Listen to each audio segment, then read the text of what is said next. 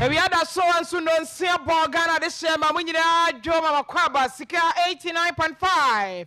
And you know, Sikka Kase3 and you know, some Hodwa, Ebu from Plaza, Amania Guabanqua, Munadoso Pan, and Sautiano. Yes, I'm sure for a question of person for last Rokojabo, Yadaje. Was on so dear Maya, yes, that's not say. You better send to Tuna Serena Basasa, near their summo. Now, you can say, Kwakusu, and a man pointed to France were boarded, they came and do a Friday night, or also on talk about yet 20. I hear some my boss, sorry, more aquapa Kenya, say, Brofiedu. Mammy, I do French on a Bombo Information Center, dear Kenya, in a brim. I got information center, but quite quality chrome, Abba for Quasi Sikka FM online.com.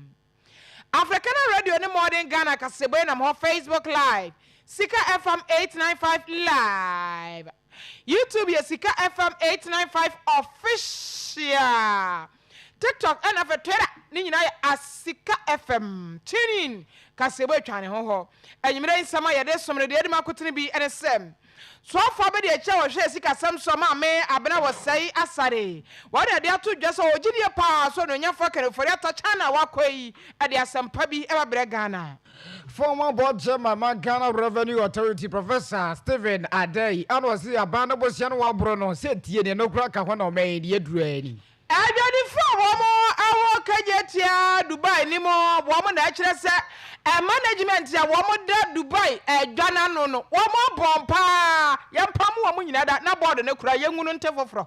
Education Ministry no as a doctor ya o se educhim o se say ya be ya abofo nyina wa wujimi to wabofra wo no manfa kwa na ya cheche di bi atimi pam wabofra no anansi wo obi abewu saso na dua enuawu Ghana for na se wiase nyina ye bewu nti wode futuo ama Ghana for say ye forest ye hye da jesi ho forest reserve no mayen kwa motopa chene ne ntu galam say ewom Ghana Health Service Edge Jason go cry echo ade amakwa bre easy for na monkey boss ho kwan obefo so obehwe ni nyina e wo sa bia e ho anyimre sam bi ka werem ho ane abone beda abone dompo ye besanem tusa na yede asom akenkan fo ne ye me mrantie nua ba ma me fumwa kafena mene Barama Sam Kofi Dogla Gidin ansano track wine papa ye gina so aba Sikka FM track wine yani yakro Sikka FM track wine yani yakro 89.5 Sikka FM Sikka FM 89.5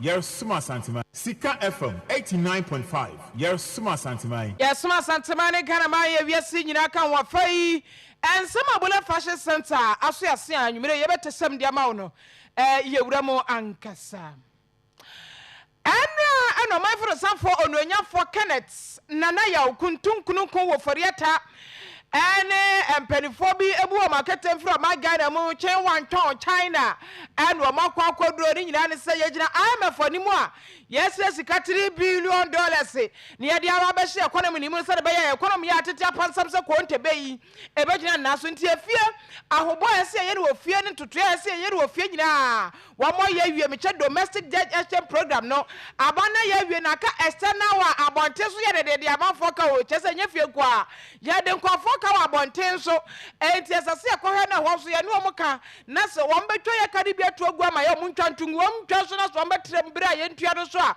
no o ma ye ne saa na woni edu o muka no baako eye China o ye de China fo ka ye do o mu no jai aso ye de gezen na no na mampani kura ane amahudo bi so mpanifo akasa ye ka kira so munkopa China chomoye munkopa China chomoye anya sasa China fo anya ye ka hu bibia maye mpade a ye tiri video ayepe ewo ye IMF na besa de pa masoi ahwe ya na amaso so economy sinke ya so ba he pa wo krom ha enti mompa cha emaye onuanya fo ka no foriata atese enra wono any delegation said ya brofo baka no delegation empanifo bi kan ho ye wo mu nyina ekwa China memu ni nyina da ye kaya ye de wo mu no wo mu kwa kwadi nkoma ne ahwe mo nso a China betumi ade aboyen na yetumi akwakwaje 3 billion no ade free IMF fo nchen na no ana sofo be de kira wonu so san ye foto de bio maame abere wosai asare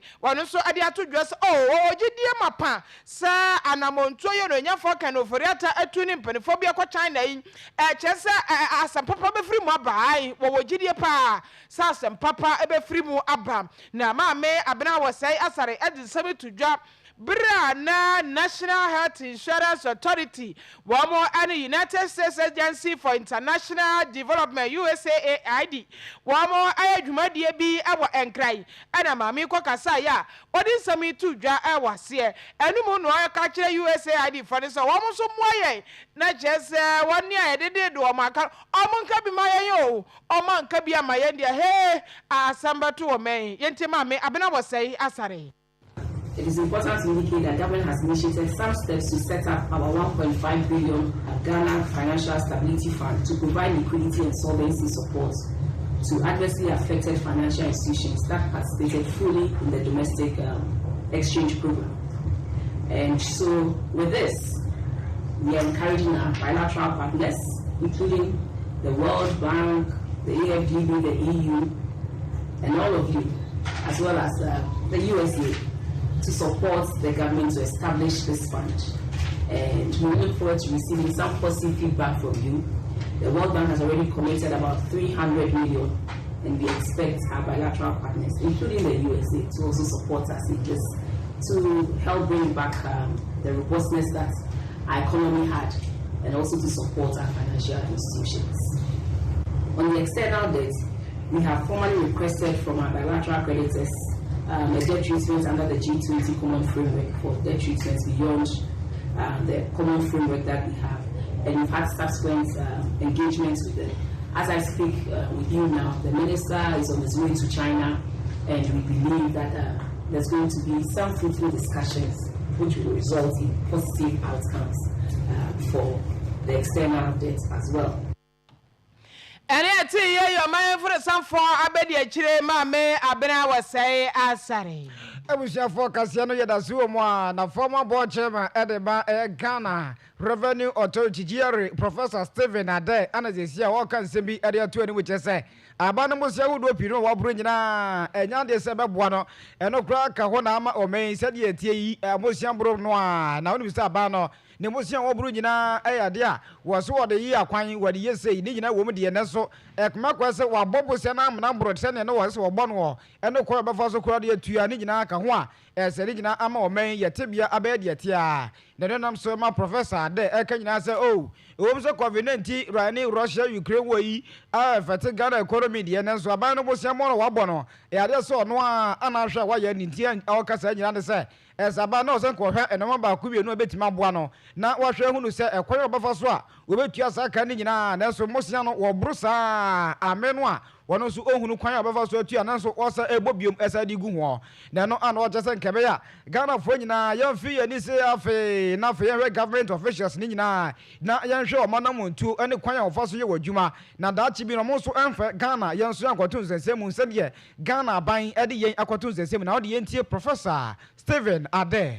The reality is that I think the biggest mistake they made is that they borrowed beyond our capacity to service it. And whether you are a country or an individual, if you borrow beyond your capacity, you will be in trouble. Of course, COVID came in and Ukraine, but the reason why things got worse was because of this underlying mistake that they made, and they must admit it. Of course, if not, they wouldn't be going to the IMF. And I think that as to the way forward, once you are an individual, you get broke and your debtors come after you, it's either insolvency or liquidation. When it comes to the government, it's renegotiating with your debtors. And the debtors happen to be Ghanaians owing about almost half of it in terms of treasury bills and bonds, and the foreigners. And he's saying that I can't pay. Let us discuss it. And that is what is happening. And I think that the debt restructuring will go through, but it means that the next couple of years things are not going to be easy for everyone. And we are hoping that we would, for me, whether we will learn and not repeat it again. And that will be me and you being watchdogs, and making sure that they don't go on another borrowing spree. And also, the leakage should be reduced, because government after government, the level of corruption and wastage has been too high. So we don't get value for money. And it has been true for as much as I know. And yet, Professor Stephen Ade, one on a canon or your former board chair at the Ghana Revenue Authority, so say, Kabaya, Yena, fear Nife, our government official, and now Bannon Quao, and so Sabia Dati, young Kudis and Seme, or Ghana economy, said Yabe, I need nine. Yantua Kasiane so enough Mingura, a Jadiamo, Kumase, and Medro. Na watching na watch and a chance to Yancham Kasia. Eto ayekayetia adwadifo me jekayetia Dubai adwadifo ye wo ho eja eto ho no bro na shops be se duodu ne akire de ehi se dwurebe na bi mo so de eja ensu ayedi edum gai ekokogu wa moniema so ama wa moniema fo se ya atake na no ana sabre no eduru sa no fire for penifo de ombom homode papa any ambulance for ne enadmo fo nyina ayo mafamu de eja no mo so so ano empenifo die ni di kanche no ana mo ka se da bi de ayi yentumai enafo mienu wa woni e manhye no enkoho wa woni e mahye ye nsuagu so ayatekedo de da bia e be mamu donhwere ba miensa momrai na momfa mayi mu niema de ahie na obetu agu anu otu agu de ahie ya oye ho bibi e be ye no akwakoye enu achi ena adwadifo no mpanifo na nasekejetia adwari mpodifo no esanso de ba se na fuam yensa no omudi kan tum nyade se ebeboa entu omo hese de niema si kro no a eni ba bia hye ye no se de ade na sia na sesa yatumu na wotwe yentumu na wotwe bi na fei mpanifo emfa hwe niema mu kakra nsa ya no santumu na wotwe de na nka ba bia hiyo ni nyina da yetum eho na adwadifo ne sa aferi yetum sa ya so ba he ye niema ni bi ho no ma entimi nchebre ni bakasa ya perishable enche na asai entinka mudie momma ye nto ne kura famfiri ho ebi mu so chese da bi ye de no ye nkita Sikka Kase ne adidi o aya hantumafo ye kwaton a ade agye de benya na no ne ne ma ye die enti ya nkwa ye bu ada kokoro badafo enti mutum sa emoa ye ene na wotwe ye mampane be de che Dr. Haji Mahmudu Bawumia Jemai wano so aba ne papa ho besom me che ye wura wo ba fikese mbasom enu okosra ma ne wodwom enti okodwom na so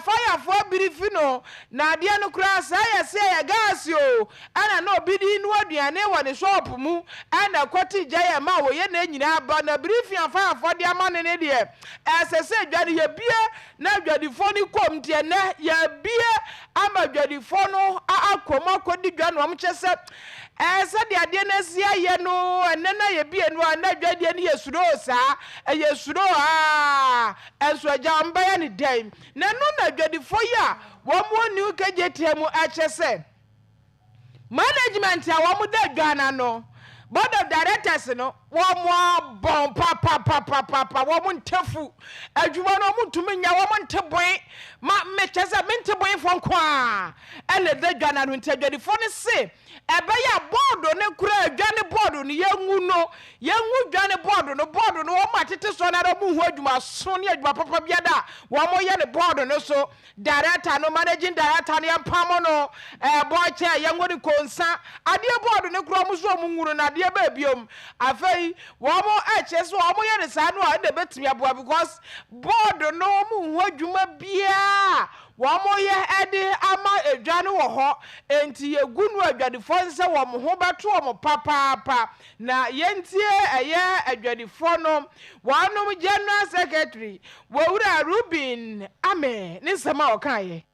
Some of the demands are that we say we will still stand by that the managing director and the board chairman should go because they supervise this mess. Suffice to say that okay, the fire was caused by a trader. Accepted. Fine. Let's talk about that if that was caused. Before the trader caused that fire, the management knew about it. They should have known about it. They have CCTV cameras around. They have security personnel around. They have a safety team around who should be going around every day to inspect. Really, To be frank, when we were giving a shop, we were giving a letting out policy. Management has a right to walk to my shop this morning, tell me they want to do an inspection. They have that right. And we signed to that letting out policy. They have to walk into my shop, do whatever inspection they need to inspect. Whatever thing I'm not supposed to have in my shop, they take it out. They have that right. Have they ever done that? It's a no. Now that they've not done that, the fire came. The fire, I made the fire. It was in only one shop. If you had responded to the fire as early as possible, in that effective manner that you were supposed to respond to the fire, you wouldn't have gotten over 54 shops burnt. After all, we've had fire in this market, so it was only one shop. The response at that time was so quick that it only remained in that particular shop. It didn't spread to other places. But for now, for this one, since management sat down, they didn't care about anything, and then here we are. So the managing director and the board chairman should go. They were elected long ago. Number two, for compensation for our affected traders, we will demand for that. If they don't give it to us, they should prepare for a class action. We will go the full haul with that. Number three, every rules and regulations that we are supposed to implement in KJT are here. Once we've all discussed and accepted it, should be implemented to the latter. No discrimination. No, this person is my friend, this person is my sister, this person is my uncle, this person is this. No, let's implement it. If I'm not supposed to use candle in my shop, it shouldn't be because I am the general secretary, I have to use it. No, if you go to my shop now, I will not use what I'm not supposed to use. The fact I'm the general secretary, yes, I have a leeway to do what I want to do. And the former general secretary, no, Ruby, Ame. And what I said, Jay, Amo Bamuno, Modest Shire, what Daddy Munina to Omanim, Sir Safety Team or Ho, a Jabba, and sending your Frasia, Pet, Alarm Bebra, Sanya Parents, or about I send a signal, Amamo Ho, Namate, Bibia Sound, Cosso. Was one better now way. Safety team, beer ma will be a shop of Maca say, hey, good morning. As I say, Mamma heard the away ya no chop rimu, so I plug near my beer, and Sasawaya, so I saw China a beer baby, so I be beer, a bet me a trigger jabia, or so beer, Mom, Homa yash. Our one is a management, one more to one officer take and I condition a fine. As it is, one was on a woman near German, Nikuman, one mother can crash. I say, woman, hey, our home was share daddy for the bomb of the ma woman, one man finds she shall learn so, and it's a dear Yahoo, a Jana Asha man for shop, say, and the word we have compensation. Oh, Mamma, what can you now? Compensate to Wamo. Now, I did not Wamo pa Ruby. Ame, no. I was a 4 year free sound 7 of a may found Congo machine, never be no way. Yen any December fra one extra beesia and cra, the Mukrana, placement. Now, placement no qua, now for your mouth prospectus, and no more a Google one, maybe a so cotosa cabra. Quando go to Kumabra Coto, and a Fabra Nafe, our way. One more managing woman on the Topa, Nafe, Yanum Fwa. Yes, so crying, ye be enough, who the dream one, and no, and announce Ministry of Education, no, actually, the other sir. I school fund the people was a do fear after was a new crowd one more so urgent and none and I'm so more would say at the corner command quest prospectus ma Ukosukuma the man say ya baby just say go for now to me so woma now chance will be mess for one or I don't know what to say Neono Econ and Yakra 70 I hope will be no wɔn kɔ adwuma so mu ntumi ntɔ ne nyinaa enti ɛbasa no ana mo dwen sɛ wɔn bɛ kɔ school ahodo omu na afei yɛ hwɛ sɛ wɔn amfa wɔ mu ama wɔn amfa wɔ yɛ ama ntia na ɛsan kɔ ansa koraa ana wɔde wɔba no aba ɛno na ministry no ɛhwɛ hu no sɛ ɛhomasua hu hia nti ɔwɔfoɔ bi a ɛfa ne banko sɛ prospectus no ɛno ma wɔ so wɔtumi anaasɛ wɔntumi ɛne fa kɔ na ɔkyerɛkyerɛni bi ani wɔ anaasɛ headmistress o sɛ headmaster anaasɛ obi a wɔ sukuu mu wɔ no wɔtumi aka gye sɛ fa wɔbɔfa no kɔ fie na afei na kɔyɛ free senior school no wɔ fie daabi fa wɔba no kɔ na ɔno nso enya saa nteteɛ no bi na free senior school no so no enya ho fa so paa na saa nsɛm wɔ nyinaa kɔ so ɔmrɛkɔ a education minister Dr. Ya Osei Aduchum ɛkɔ so ɛwɔ school placement call center personnel ana do tu anim sɛ o awofo no bi ne mo hɔ a wɔn ma ne tete fie o enye bibia sɛ prospectus no de atwetwere wɔ so bɛ duonum ani deɛ wɔ hɔ a wɔn mu ntumi kura wɔse fa no kɔ na obi ani wɔ a wɔbɛtumi aka sɛ wɔba no safa no brɛ fie no ma yɛ fie senior school no ɛwɔ fie na deɛ nti Dr. Ya Osei Aduchum. Because you are waiting to get all the prospectus items, I want you to know that my headmasters want to see you at school immediately. So even if you don't have all the items, go to school. The headmasters can't wait to see you and welcome you to their schools. They don't want you to stay at home. Go to school with the little that you have. And if you are determined, one day you'll tell your story of how you went to Odogon with your one shirt, one short, and the government gave you your uniforms, and then you say the rest is history. You tell the world that you didn't wait till you got all your items, and yet you went. So parents, send your children to school. Let's take advantage of the opportunity presented to us by Nana Addo Dankwa Akufo-Addo's government, and let us all embrace the free senior high school free TVET, so you can change the future of your children, change the future of your family, and change the future of this great nation called Ghana. Education Minister and Doctor ya ose educho so ofobia monenye untomwe ya ode fadako okwa ya secretary me no ma ode ma me mentumi ejire mitumi ye ni obia no obetuma ka Joseph abane bra na ono so enjoy pa na mo education so emphasize no obia enya bi Young free and woman na fe me nko mra he bedwamo nene ansa na omba fitu omodwuma die ase no Wamokai Dr. Anthony Akoto Seya Sabre Wakra Eko Ensiedo Ankane Tafo Mrasha Bedwani Ya Mampeni Dada Kufo Amamu Munso Obahe Sikka Kase3 Mampeni na Addo Dankwa Akufo-Addo na mamu edi kan so wama na adwuma ye no ye minister o monitor and evaluation eho ana okokọ ye adwuma o mampeni na Addo Dankwa Akufo-Addo na mamu ye edi kan no emo na eno ene nya ne ntiyesa papa yi wakra ekọ ensiedo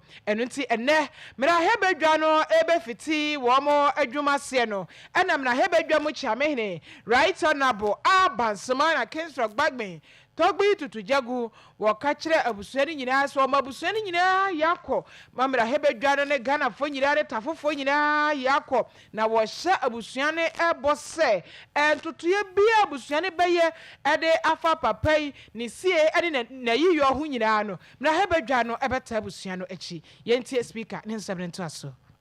We take note and do a customary thing. One of our former members of parliament, he was a very illustrious member, very effective, very well respected, a very true gentleman. He told the former member of parliament, Honorable Dr. Akoto, who was not just a member of parliament, but was also appointed a deputy minister of finance and economy, and later he became the minister of state at the Ministry of Finance and Economy, and he really distinguished himself both the ministry and the Parliament of Ghana. Before even joining politics, he was a known face, very active civil society leader who worked in the then very vibrant economic NGO. They did a lot of work, finance and planning for this country. I really sad when I heard that Honorable Dr. Anthony Akoto say, a former member of Parliament for Otapo, passed away. And we play our role and do all we can to assuage the pain of such a shock, not only to them but to the whole nation. And yet, ye Rashabedwa Muchamehne, right honorable Abansomana Kingsrock Babin. I was a former Popodi as an Apobidi, the week up and not an announcement day. Ghana Health Service or Modo Manachim or Quabri Easy Bansimwa. You are Pentubercas Yadokra of Atome Ebo Moi, Sir, the course which has a monkey post Yadia, a man of woman so a Ghana Frenchina, Yakradi, as you say, oh, a beggar to say, now from mobile one day, no more sending as in Betueno, and Amadi and Ubi and Church Acoso Quabri Isia. Yes, a journey of Atomico Pia, and no and them one, and no name, the Abba oh, and Church or my church, I'm a man for 1 hour Quabri Easy one. wɔn nso agye atumu akyerɛ kwan a wɔn nso bɛfa so na wɔn ho sɛdeɛ monkey pox yadeɛ no nyɛ obi a anaasɛ ɔyɛresɛfoɔ bi de ne saa nɔɔma no bi ɛbɛ wɔn nso bɛnu kwan a wɔn bɛfa so ne nipa no atena wɔ mmerɛko a saa yadeɛ no wɔanya bi ne nipa biara ɛne kwan bɛfa so nya ne yadeɛ ne no nam so ɛkɔɔ so ɛwɔ asantema ntɛm akwabere isi no wɔdi akyire a ɛnam so ma wɔkyerɛkyerɛ wɔn no ɛbɛ awieyɛ no ana health director Madam Elsie Kase3 6Pm ɛde nsɛm bi ɛto yɛn nsɛmtwerɛni ɔfatɔni anim sɛ education no sɛyi ana ɛpɛ sɛ yɛyɛ na wode yɛntie ne nsɛm a wɔka yɛ paa afei twɛ mu yɛnya yare a yɛfrɛ no monkey pox line no ɛno sɛ yɛnyina yɛte sɛ yare a na aba wiase yare a aba wiase na yɛnya bi wɔ mpɔtam a ɛna yɛhuu nipa kɔ no yɛhwɛ no ɛna yɛfa sample ɛde kɔɔ lab wɔni sɛ yɛkɔmfɛmu yɛ sɛ monkey pox nti yɛyɛ ne yɛbɛyɛ biara twerɛtwerɛ mu krataa ɛde regional elder ɛna bio nso September no yɛhwere abɔfra baako a ɔno no mfie no mapala a ɛno so rabies yareɛ ɛna maa ne firi ɛno nso so wɔni sɛ yɛkɔmfɛmu yɛ ma yɛhu sɛ na yɛre saa yare ahodoɔ mmienu a yɛtwerɛ ho dwumadi a yɛdi wɔ ho nhwɛmu a yɛyɛɛyɛ a yɛde kɔɔ regional elder a region nso so ɛde kɔɔ national ɛna nnɛ PSI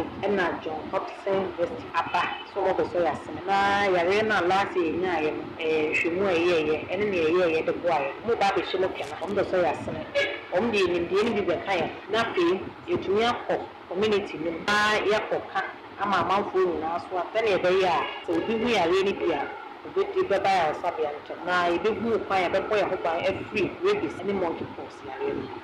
Monkey pox no nsusuaso bɛ ɛna mba ɛdɛ adi. Nsusuaso ɛdɛ adi no broni lodi kan mɛka sɛ ɛyɛ yare a yɛnyɛ firi akoa mu ɛkɔ nipa mu ɛmoa no broni sɛ rodent ebi yɛ dra ebi yɛ kusie ɛne amopi a saa kusie gu ɛna wɔde ba ɛyɛ mmoa no na ɛwɔ nti sɛ nipa yɛwɔ fie sɛbi ebi a yɛahomediɛ ankɔ yi na mmoawa no bi ɛwɔ nkura no nkura bɛfa bi a nso yɛkyɛnse mu yɛ ahomu no yie a ne afa saa yareɛ na saa yareɛ no a yɛdi kan ɛbɛda bi ase sɛnea wayɛ mmerɛ na afei wakɔ no wakɔ so ɛna bɛbi sɛ lymph node anaasɛ dwoa waso akyi a ɛbɛ akɔ so na afei bɛbi sɛ nsoa agu na monkey pox nso a ɛyɛ akɔyɛ sɛ chicken pox na wei deɛ ɛyɛ ana ne nso bebree ɛna ɛno nso so mu sɛ ɛfo ano na ɛyie a te sɛ nkɔbɔ ano no anaasɛ nso na ɛfi mu ba no ɛyɛ sɛ food nti ɛno na bɛma wɔ ho sɛ nipa yi nya saa yareɛ. There's a municipal head director, Madam Elsie Kase3 6Pm. I don't say we na eto yense journey of atomy enim ewo brekwa. Wo yen cheche de ma wo afa monkey pox yade a onya bi e wasa batem o mututi ya na for mo so o masere.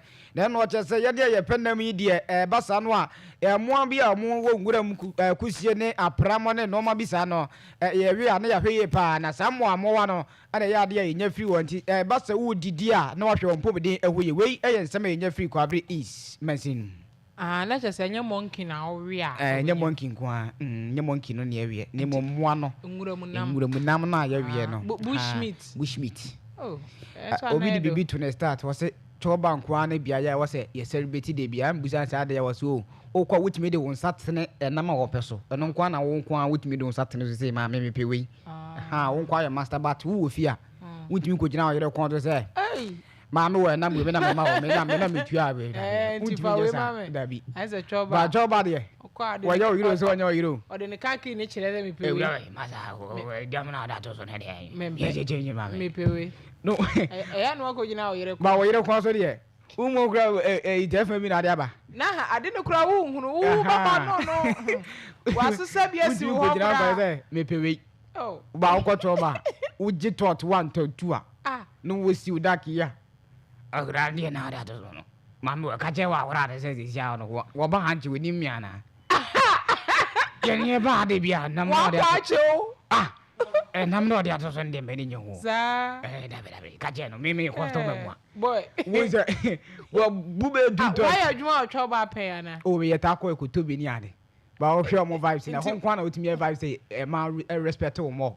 Because o mo kasa no e chen se wo parliament. E ra we kaje no maza. Na maba na wo njim ji kwesi mi ho na wo masa Wo ba ara be. Won. Why de? Bibie wom. Wo bu no wadane dane. Ti say de no ana wo ye no. Ha, em de na me ye. In fact me wo. That's a bro na no talk maybe. Ma mento akase de so na me ko wo fenso south mansi no emu. Na yesi anansi wu a wo bia bewu. We de nya nansi na bewu no bia bewu. Enua bo wiase de twatwo akura wu a ye nyina. Ye bewu. Esanse enua na home from a papa de abroho fra no oxygen no. Na ye yaje ni ahome. Ye home ya na bi dane tanom ni ade a. Ni ya fohye a na enua no so wo so wo de no carbon dioxide. No mo so ma home. Oh no mo produce papa na ma ye. Hey! Nyankopon scientist kasia pa. Enti SSC ye bu nua ye respect nua. What you say? Aha me kasi ye bu nua ntungu. Ye ntwiti nua yie. What you say? Enti na green Ghana kura ho no ya bre bia afia bia so a ni akodua nua ye dua wia sa da no de bedua ye bia de akanya na ma ponche awe. Ni asanso besi ye bisim Ghana ko na ya ye sa. Enti ye hwe na ye forest ye jade atototo ho ye de bu ye ho ban.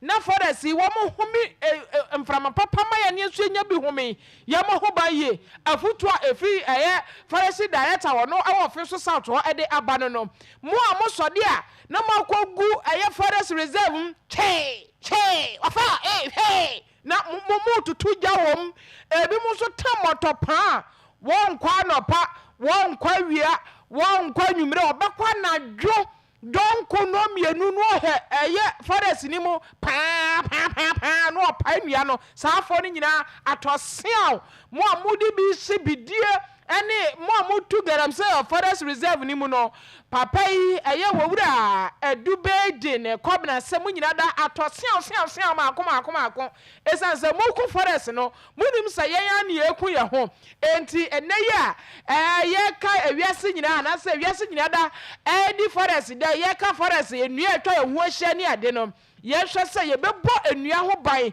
na ye nkasa ye de abo ye nkwa ho ban ye ntie owura bedin ne nsamrento aso. Say just about a month ago, and community be a frail ashram near Sabron. Say a French community.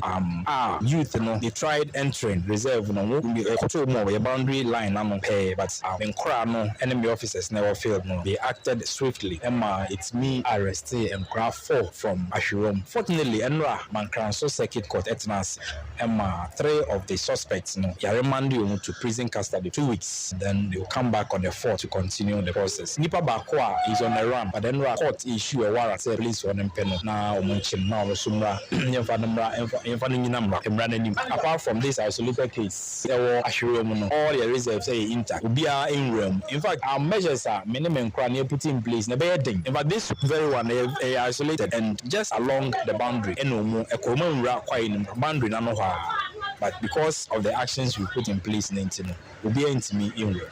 When you have that, say we the best and the caution. It's say quiet no yen na JC or my and so I bet you into or say kind be so a fast a book quiet no by a for us we believe in prosecution and law. Say who near Chiwa, them run by you like yeah penalty say bet you near do a to prison. It's the best ranted and say Umunchu be quiet now will be some bedroom. Because to us I influence to be say Mr. Quiet no yen na no dear so as I say Bunya no by now moment time ranting and my court say a very sad incident happened in court. A whole chief, so I'm kind of defending suspects, So as I am why in a boo, I buy you my phone and nabem. Montaichi na ye juma. A baby boy in our boy my gun. Mama Mabamu ya tamachi and which you are bedding. Sasu Bisan Sanam, their war forest day, so dear, well so, and we also dance so ye near night, and also, oh, and we hear pa, see a celebrity, yen. Within the yen quiet before so I be pija and quiet as I see now perform functions as a perform.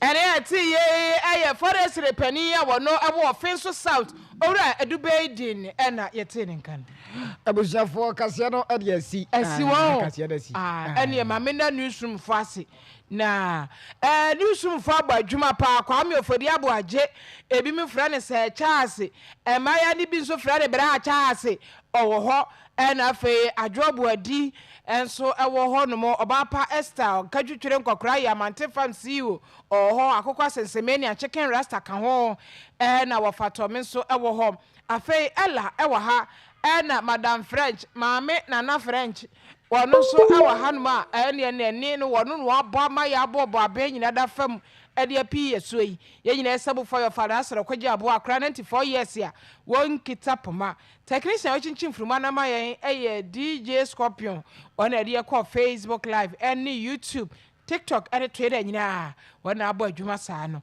enwumre yi akenkanfo ne ye me mrantie nua ba ma me efum wa kafena mene Barabasam Kofi Douglas Jidin ansero na unim se lipafo na ba bosumi bia be kona wie ya sofo kumi ya no eda deeper bible church no eye program kese nti bosumi die nso adru so ya nyankopon ya adoma Thursday ya wada ya na ye she crusade na se na ya ekoso Nigeria na chese ya picky field no e wo hanum se na Nigeria time no 6 okay yeah ha 6 ha 6 yeah said yeah can use yeah na chese o ma shase sabre no o ma shase kra ma 30 minutes abeto so enti eba na sa no ayede anwumre no nsia kase no eba no num na se nye boapa yo debi ye kwa asoro okay ye kwa asoro ye ne sofukum ye kobom aye crusade enti no fiti ya wada efiada na yahure kwamkwam mienu ni akọ edwada ne brada se memeda no kwasiada na mehuri ye no se no nsia no ye ma ye behuri akosoro esoro nyabotere enti ya wada nyankopon ya adoma ya wada ye nwumre no nsia kase ne beba nonum na fe eye efiada nso so saa nwumre de ne beba nonum na dwada nso ato aso saa nti omuwie crusade na na afi ya back to normal nti eye crusade ni nti na ye de enwumre kase no eba nonum no okay abusia ene aduru sade a men kase bia no sia kase na ama enu nti nonum pa na wuginem na kase no abofo so yase no bullet fashion center eba ne ma ne be ma de a ya de pa Captain ni bubu de enfa fa na fiche enti upese no ne jijuma ana upese ubefa bi na utu na woto a ne nyina so bullet enti ntade bia upe bia de wo de upese onya bia no ade se obekwa de nche na kodi dwa enti se upese ni bullet bia so bullet e mesika ni mbese mbefa bi koto wontade apam je mefe Captain ni bubu no se na meba metumi aye no nti wo de frɛ no 0242767921 0242767921 and 0248646720 L5 grow from ana obenya na say obesika FM ha ade say wetimi about let your outfit do the talking more afade no enkasa from say the pampa me ana me so be dem kromi ya job opportunity abade amayen kumase na wonam ana Ghana fana ba bia woti sika 89.5 nka bia no ye chew se adwuma wo ho a wonso benya bie na waye wo de mempa ne ntem enka bibia je number yansa 0242252799 0242252799 nyidi se onsaka kumase ya na wasantema ntem ya na ye pedwemefo caterers ne vendors wo mo mbaba na fe omagye tie wo sa enoma ne nyina ho na ya bo ne afo madwuma na sa di bibia no bria ya eboa afam abunu ene wo ma ne giwu nyina ne nti